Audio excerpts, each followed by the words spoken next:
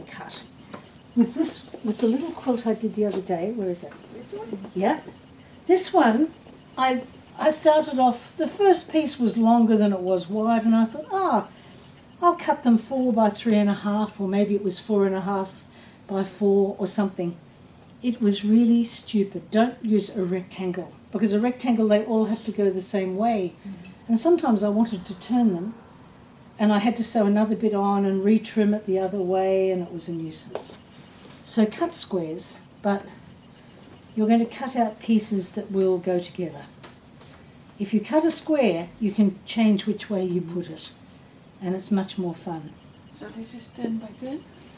I can't even remember what it was, you know. It's going to have shrunk a little bit in the quilting, so that would have been 3. So it would have been 3.5 by 4, and in metric, what's that? About 10. That probably would have been 10 by 10. Yeah. But it's up to you. You can make them bigger, you can make them smaller. The big one, I cut them 5 inches. So, and 5 inches square.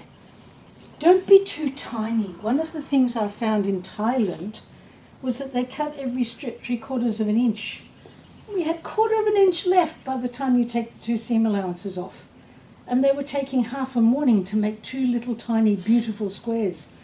Sometimes it doesn't work so well either. It's nice to have some where you've got a few fine lines, but somewhere maybe only 3 pieces to make up your square, and it's quicker.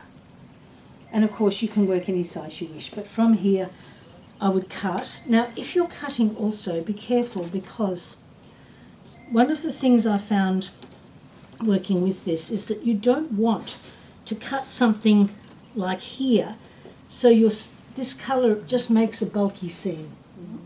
You're not going to get any of the dark green, and it's just going to make the seam very thick.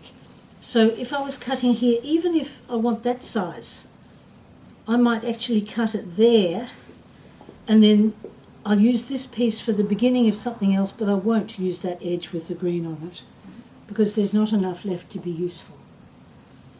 And sometimes when I was making this one, I would simply sew a triangle onto the end of something that was cut off that wasn't quite big enough.